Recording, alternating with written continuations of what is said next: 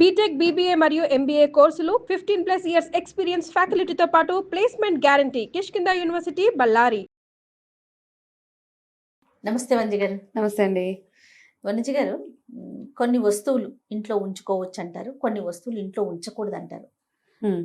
నేను పర్సనల్గా ఫీల్ అవుతానండి, ఏదైనా క్లీనింగ్ చేసేసి అబ్బా ఈ వద్దు ఇంక ఈ స్టఫ్ మనకి పనికిరాదని తీసి బయటపడేస్తే భలే ప్రశాంతంగా అనిపిస్తుందండి.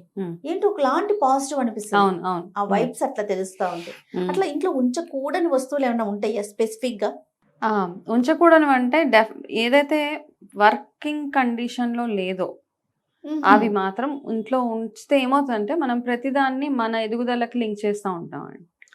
కాబట్టి ఏదైనా వర్కింగ్ కండిషన్లో లేనప్పుడు దాన్ని ఐదర్ రిపేర్ చేసి దాన్ని పనిచేసేలాగా చేసుకోవాలి. అన్నిటికంటే పెద్ద ఇంపార్టెంట్ థింగ్ వాచ్లు. పని చేయని వాచ్లు ఏవైతే ఉన్నాయో అవి మాత్రం ఖచ్చితంగా ఇంట్లో, అంటే కాలం టైంని బట్టే మన లైఫ్ ఉంటుంది కాబట్టి ఆ వాచెస్ ఎప్పుడైతే ఆగిపోయి ఉంటాయో అవైతే ఎప్పుడైతే పనికిరావో చాలా మంది చెప్పారు. బట్ ఏంటంటే మాట్లాడడం వేరే, ప్రాక్టికల్గా ఎక్స్పీరియన్స్ చేయడం వేరే.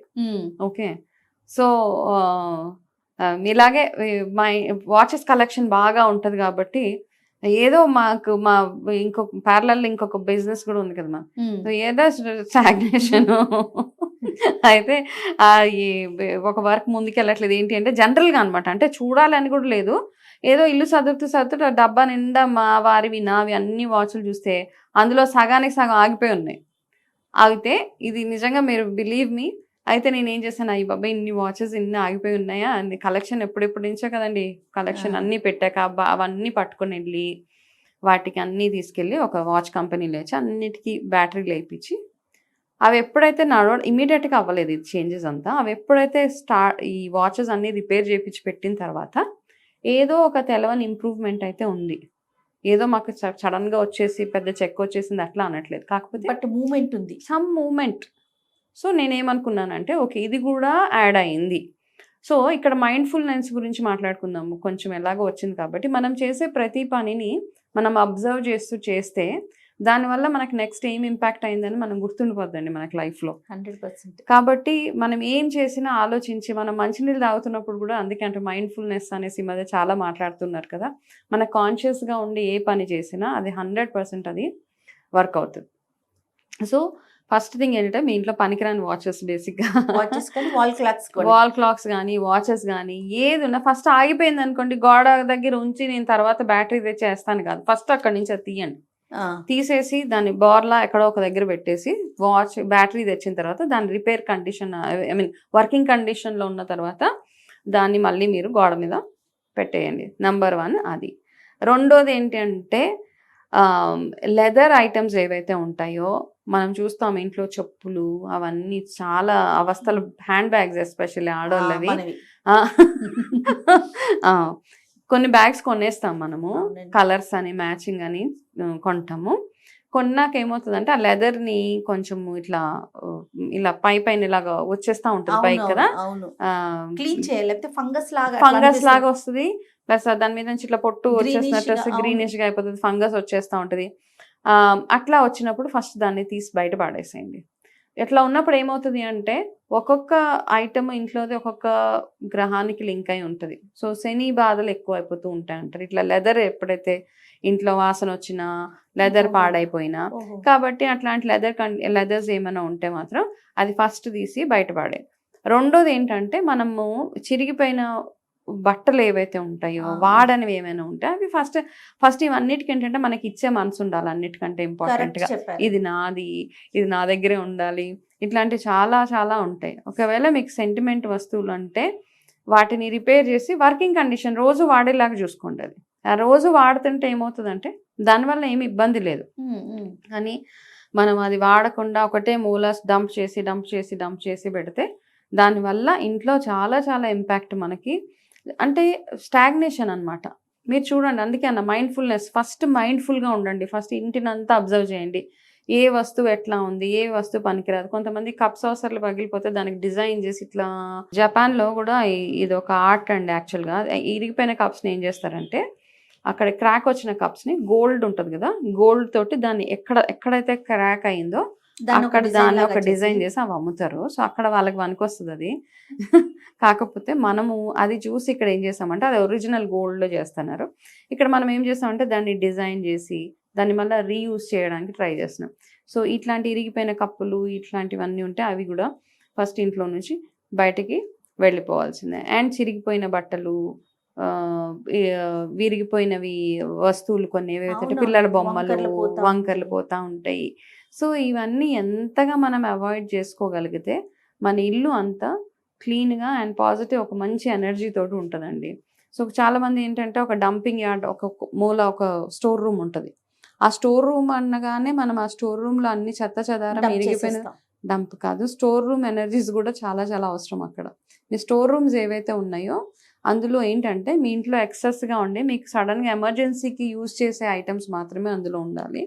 బట్ పనికిరాని వస్తువులు కాదు. పాతకాలంలో గాది అనేవాళ్ళు, స్టోరేజ్ ధాన్యము అవంతా స్టోర్ చేసేవాళ్ళు. నిత్యం ఎప్పుడు అట్లా వాళ్ళ అంతే అంటే పాడి పంట ఎంత బాగుండేది కదా.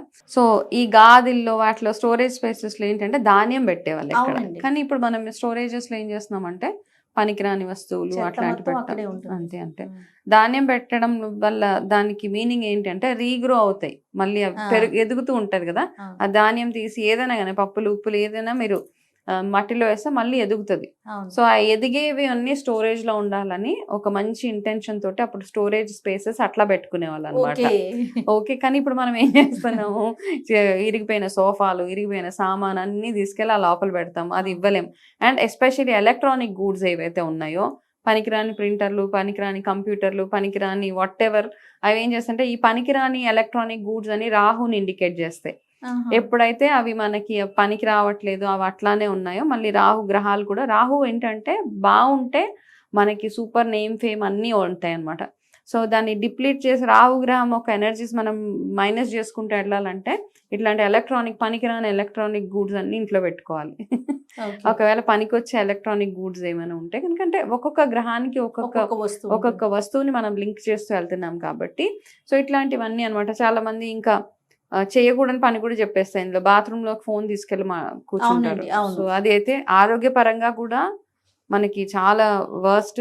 అండ్ అదే విధంగా మీ పని బ్లాకేజెస్ మాత్రం విపరీతంగా బ్లాకేజెస్ అయిపోతాయి. ఇది ఎవరైతే చేస్తున్నారో ఫస్ట్ ఇవంతా స్టాప్ చేస్తే గనక, ఎందుకంటే ఈ టాపిక్ కి బయట, I mean it's not a part of the topic, but still చాలా మంది బాత్రూమ్ లోకి ఇలా ఫోన్ తీసుకొని వెళ్ళి కూర్చుంటారు. అలా కూర్చున్న వాళ్ళు, ఎస్పెషల్లీ బిజినెస్ చేసేవాళ్ళు, జాబ్ చేసేవాళ్ళు, మీరు చూడండి ఎవరైతే ఈ పని చేస్తున్నారో వాళ్ళకి అన్ని బ్లాకేజెస్. మీరు టైం గురించి ఎంత ఆలోచిస్తున్నారో, నేను ఈ టైం వేస్ట్ చేయదలుచుకోవట్లేదు అని, మీకు ఆ టైం కంటే ఎక్కువ మీకు లాసెస్ ఎక్కువ ఉంటాయి. రీజన్ ఏంటి వనజ గారు? అంటే ఎందువల్ల? అంటే bathroom is ruled by Rahu అండి, ప్లానెట్ గా చూసుకుంటే గనక.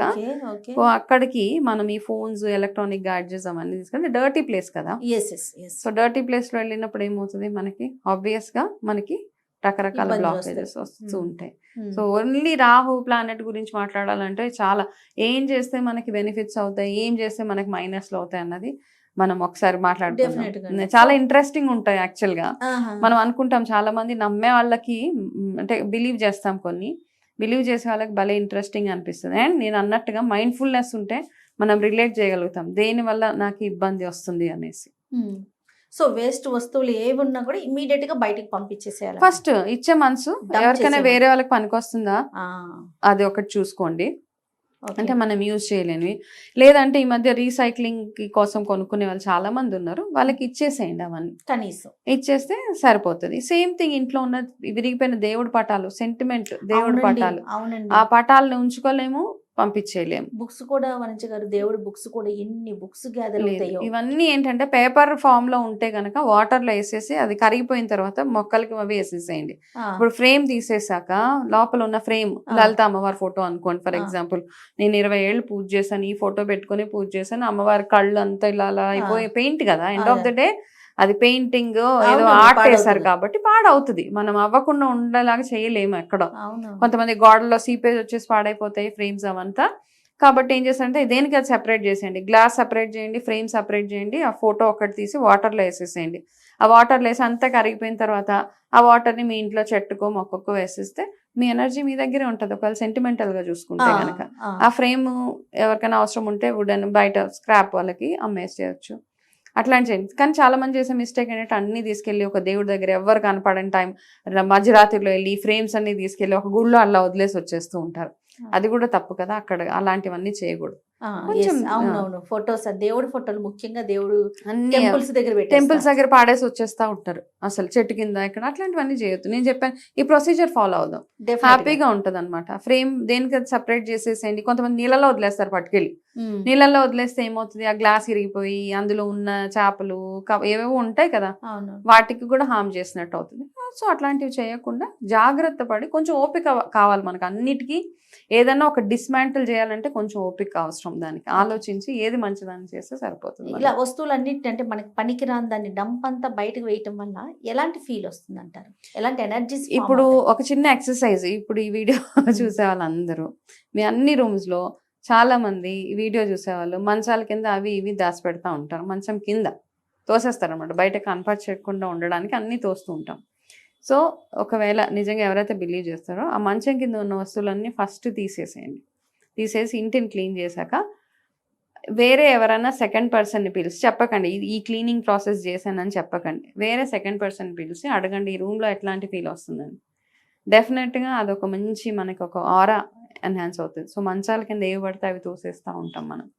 అవన్నీ చేయకుండా మనం పనికిరాని వస్తువులు ఏమైనా ఉంటే just give it of, distribution అంతేనండి. అండ్ ఇంట్లో కూడా ఈ మధ్య మినిమలిస్ట్ అంటే ఎంత మినిమంగా ఉంచుకోగలిగితే అంత బెటర్. కాబట్టి ఆ ప్రాక్టీస్ అందరం చేసుకోగలిగితే బాగుంటుంది మనకి. రైట్. మీరు అడుగుతున్నారు ఏంటి ఎనర్జీస్ అనేసి. మనకి మామూలుగా ఏమవుతుందండి, ఇప్పుడు మనం షింక్లో గిన్నెలు కడుగుతున్నప్పుడు ఎక్కడో ఒక దగ్గర ఒక బ్లాకేజ్ ఉంటుంది. బ్లాకేజ్ ఉంటే ఏమవుతుందండి, ఫస్ట్ థింగ్ వాటర్ వెళ్ళదు, దాని తర్వాత కొన్ని రోజుల తర్వాత వాసన స్టార్ట్, బ్యాడ్ స్మెల్, మనం అక్కడ ఉండలేం కదా. అదే అది ఒకవేళ క్లియర్ చేసేసిన తర్వాత free flow is it. So మనకు వచ్చే ఎనర్జీస్ కానీ అన్ని ఫ్రీ ఫ్లోగా మనకి మళ్ళీ మన దగ్గరికి వస్తూ ఉంటాయి అన్నమాట. సో మనం ఈ బ్లాకేజెస్ని ఎప్పుడన్నా కానీ ఇట్లానే రిలేట్ చేయాలి. ఏదైనా ఒక డ్రైనేజ్ దగ్గరికి వెళ్తే మనకి ఎట్లా ఉంటుంది, అదే పనిగా మనం బ్లాక్ చేసి పెడితే కదా, మీరు మీ మంచం కింద ఇంత బ్లాకేజ్ పెట్టారు, ఆ బ్లాకేజ్ పెడితే ఆ రూమ్లో ఎవరైతే ఉంటున్నారో వాళ్ళకి ఎప్పుడు గొడవలు చికాకులు అన్నీ అవుతూ ఉన్నాయి. బట్ మీరు ఈ దృష్టితో ఎప్పుడు చూడరు, మీరు ఈ కింద క్లియరెన్స్ నేను చేయట్లేదు. అది చేసిన తర్వాత మీ బ్లాకేజ్ క్లియర్ అయిపోయిన తర్వాత మీకు రావాల్సిన గుడ్ ఏదైతే ఉందో అది వచ్చేస్తుంది, అదంతా డెఫినెట్ గా వస్తుంది. టోటల్ కావాల్సింది అదే. కాబట్టి ఇవి అంటే క్లెన్లీనెస్ కానివ్వండి, ఇవన్నీ అంటే క్లీన్ గా ఉండడము అంటే మనం ఏదో ఇల్లుని ఇలా అంత బ్యూటిఫుల్ గా పెట్టుకోవాలి వాళ్ళలాగా, మనకున్న వాటిల్లోనే ఎక్కడ ఏది ప్లేస్ చేయాలో అక్కడ ప్లేస్ చేసి ఏ గది ఎట్లా ఉండాలో అట్లా ఉంచితే సరిపోతుంది మనకి. రైట్. థ్యాంక్ యూ అండి. నమస్తే. నమస్తే అండి.